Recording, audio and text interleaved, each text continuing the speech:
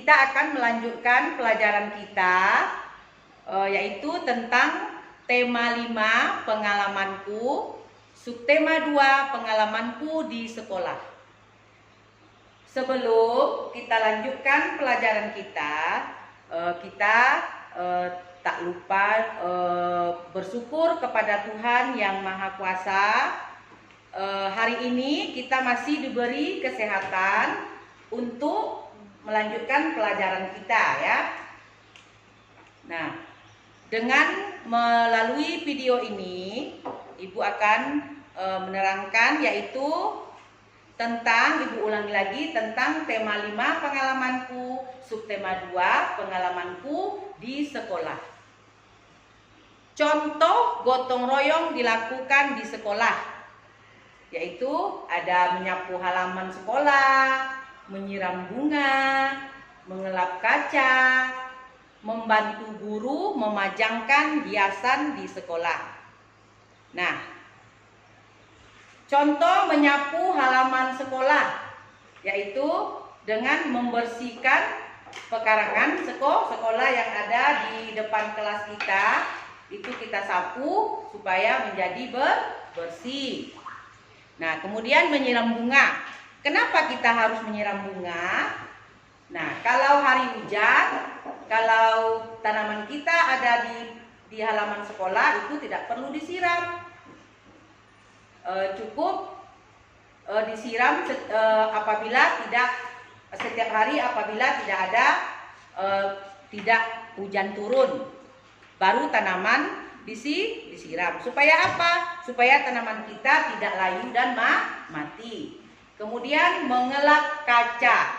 Mengelap kaca supaya terhindar dari debu.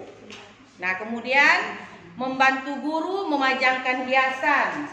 Contohnya seperti supaya mungkin kelas kita akan menjadi ingin kelihatan lebih bagus, lebih indah, supaya kita nyaman belajar di sekolah. Kita harus ikut membantu ibu guru memajang hiasan supaya kelas kita menjadi indah dan rapi, nyaman untuk kita belajar di ruang kelas kita. Nah, membersihkan atau menyapu halaman sekolah, membersihkan kelas termasuk contoh pengalaman sila kedua, pengamalan ya, pengamalan sila kedua Pancasila yang berbunyi kemanusiaan yang adil dan beradab. Itu sila kedua ya, yang dilambangkan dengan rantai ya. Kemudian manfaat dari gotong royong. Nah, apa manfaat dari gotong royong adalah pekerjaan yang berat akan terasa lebih ringan karena kita sama-sama mengerjakannya. Nah, kemudian pekerjaan akan menjadi cepat selesai. Kenapa? Karena juga kita bersama-sama mengerjakannya.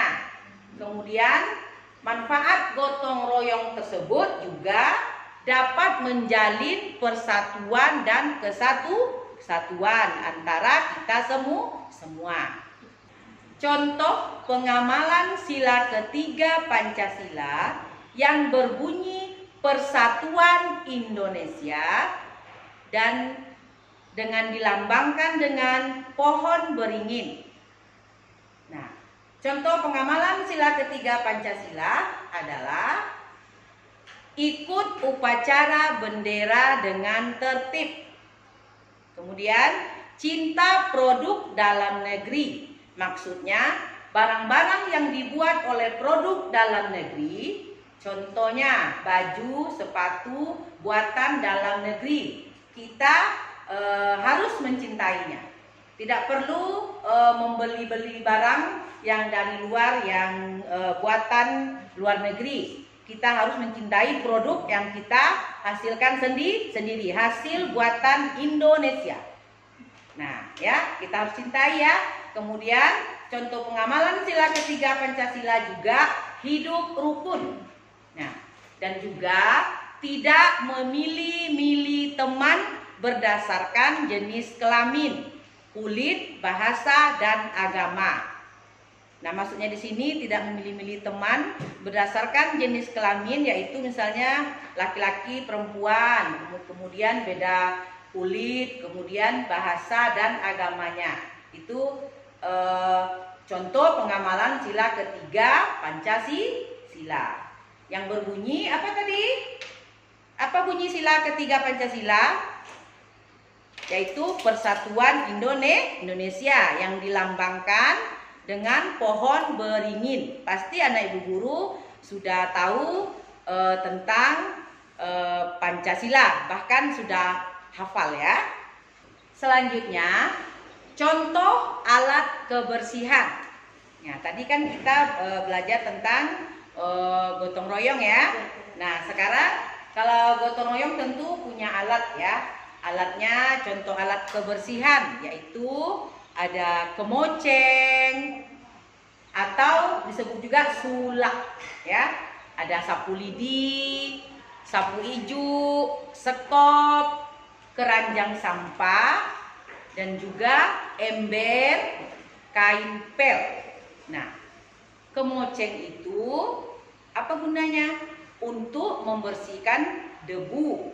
Nah, kemoceng atau disebut sulak juga ya. Kemoceng dengan sulak itu sama. Kemoceng itu terbuat dari bulu ayam ya. Nah, kemudian sapu lidi terbuat dari itu bahannya dari pohon kelapa. Pohon kelapa ada daun kelapa juga kan, pohon kelapa ada daunnya, ada tulang daunnya. Nah, tulang daun kelapa itu diraut ya, itu bisa untuk membuat sapu lidi dan juga tusuk sate. Nanti akan Ibu jelaskan berikutnya tentang pohon kelapa ya. Kita lanjut dulu tentang contoh alat kebersihan saja. Nah, ember gunanya untuk mengisi air pada saat kita bersih-bersih ya, atau pada saat kita gotong royong. Kain pel, berarti kain pel ada yang sudah tersedia untuk gunanya memang untuk ngepel lantai ya, supaya lantai kita bersih. Kalau lantai kita bersih, kita pun juga akan nyaman berada di dalam ruangan, baik di rumah atau maupun di sekolah. Nah, kemudian contoh kalimat minta tolong. Nah, contoh kalimat minta tolong. Kalau kita minta tolong, kita harus menggunakan bahasa yang santun atau bahasa yang sopan dan santun. Kenapa harus seperti itu? Namanya kita minta tolong, kita harus mengucapkan kata yang sopan dan santun. Nah, dalam kalimat tersebut, Ibu Guru akan mencontohkan beberapa kalimat tentang minta tolong. Kalau minta tolong, kita harus menggunakan kata-kata tolong ya. Contohnya, Kak, tolong ambilkan mainanku di atas lemari. Nah, itu contoh satu. Kemudian contoh berikutnya, dan banyak contoh yang lainnya. Tari, tolong matikan lampu selesai belajar. Nah, kemudian ada lagi contohnya, Pak, tolong bukakan pintu gudang itu. Nah, kemudian anak ibu mungkin sudah bisa mencontohkan kalimat minta tolong ya. Kalimat minta tolong harus ada kata tolong di dalam kalimat tersebut. Nah, kemudian satu lagi ya, kalimat minta tolong kemudian boleh menyebutkan namanya.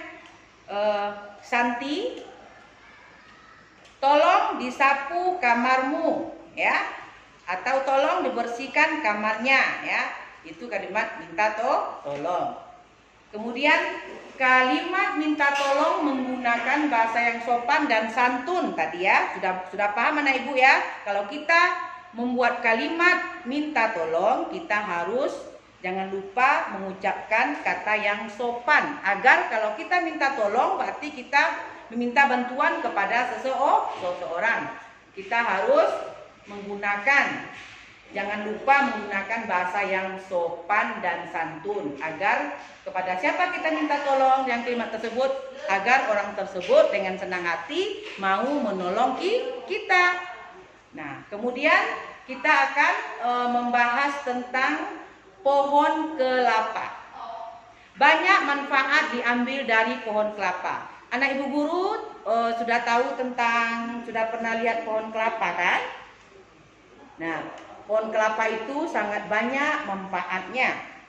Contoh manfaat dari daun kelapa adalah bisa untuk membuat sarang ketupat. Juga bisa untuk membuat janur. Nah, anak ibu tahu sarang ketupat? Nah, sarang ketupat itu terbuat dari daun kelapa. Nah, sarang ketupat itu nantinya kita masukkan beras ke dalam, kemudian direbus. Nah, jadilah itu ketupat. Kalau kita memakan lontong ketupat atau sate ya, ketupat sate. Nah, seperti itu cara buatnya ya. Kemudian bisa untuk membuat janur, daun kelapa tadi bisa untuk membuat janur itu yang terbuat daun kelapa itu diambil yang mudanya ya. Gunanya untuk apa janur itu? Untuk membuat hiasan pesta ya, seperti ada pesta pernikahan contohnya ya. Bisa daun kelapa yang muda itu dibuat untuk membuat hiasan, namanya janur ya. Kemudian pada janur itu dihias lagi, ada juga yang diletakkan buah pada janur itu ya. Dibuat hiasan sebagus mungkin ya untuk membuat janur tersebut. Makanya bisa dipajang di areal atau di arena orang yang berpesta ya. Nah, kemudian tulang daun kelapa untuk membuat tusuk sate, juga bisa membuat sapu lidi. Nah, tulang daun kelapa itu diraut pakai pisau ya. Kemudian tulangnya itu bisa buat sapu lidi dan juga tusuk sate. Nah, kemudian daging buahnya diolah bisa untuk membuat santan. Nah, daging buah kelapa itu bisa diolah untuk membuat santan. Nah, santan bisa lagi diolah atau bisa membuat berbagai macam menu makanan seperti ada kolak, cendol ya, atau minuman segar ya dari santan gitu ya. Berbagai macam menu makanan bisa terbuat dari santan. Dan juga sebelum daging buah kelapa itu bisa membuat santan. Kemudian air kelapa juga bisa untuk diminum secara langsung dan juga bisa diolah ya untuk minuman segar ya. Nah, kemudian sabut kelapanya bisa untuk membuat keset kaki. Apa itu keset kaki? Lap kaki ya. Dan juga bisa untuk digunakan membros lantai ya. Nah, lantai kamar mandi misalnya, itu kan kasar kan, makanya bisa untuk membuat bros lantai. Kemudian batang kelapa ya. Batang kelapa bisa digunakan untuk membuat jembatan. Nah, misalnya ada sungai kecil ya, bisa diletakkan pohon kelapa sehingga kita bisa meniti dan bisa lewat di atas pohon kelapa, itu disebut jembatan. Kemudian batang kelapa juga bisa untuk membuat bahan bangunan ya. Nah, kemudian batok kelapa. Nah, batok kelapa itu disebut juga dengan tempurung kelapa, batok kelapa itu sama. Biasanya juga bisa untuk hiasan batok kelapa tersebut atau tempurung tersebut bisa dibuat hiasan atau dibuat alat rumah tangga seperti membuat sendok nasi atau sendok sayur.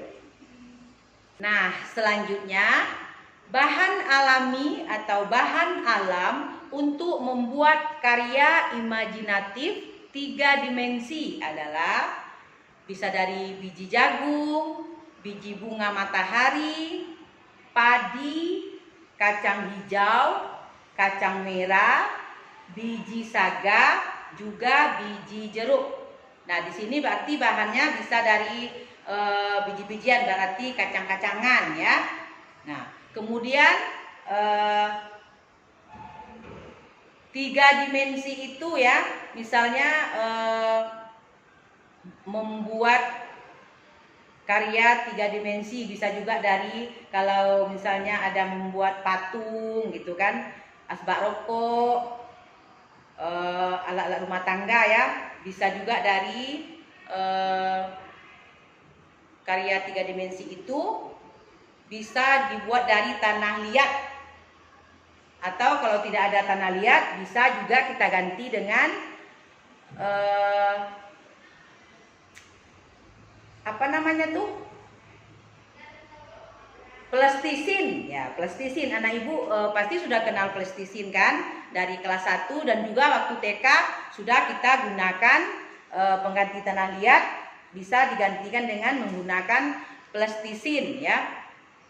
Nah, kemudian kalau anak ibu juga ingin belajar tentang membuat cangkang atau sarang ketupat, anak ibu bisa lihat dari buku LKS kita, yaitu halaman 38 sampai halaman 39 bagian atasnya. Nah, sampai di sini dulu ya anak ibu semuanya ya. Pelajaran kita akhiri sampai di sini dulu. Semoga kita semua selalu sehat ya. Kita semua ibu guru dan anak-anak ibu di rumah harus kita jaga kesehatan kita ya, supaya kita selalu sehat dan imun kita selalu kuat. Berarti kita menjaga makanan kita, minum putih harus banyak ya anak ibu ya, dan juga makanan kita harus banyak makan sayur dan buah. Jangan kita malas makan buah dan sayur jika mama kita di rumah ya menyediakan makanan kita, sayur, buah ya, makan nasi ya nak ya. Nah, jangan kita malas kalau mama kita menyuruh kita makan sehat di rumah ya. Nah, jangan, sekali lagi ibu ingatkan, jaga imun tubuh kita supaya kita lebih kuat, lebih sehat, untuk supaya berbagai macam virus tidak mudah masuk ke dalam tubuh kita. Nah, oke ya, sampai di sini dulu pertemuan kita. Selamat siang, sampai jumpa. Salam sehat.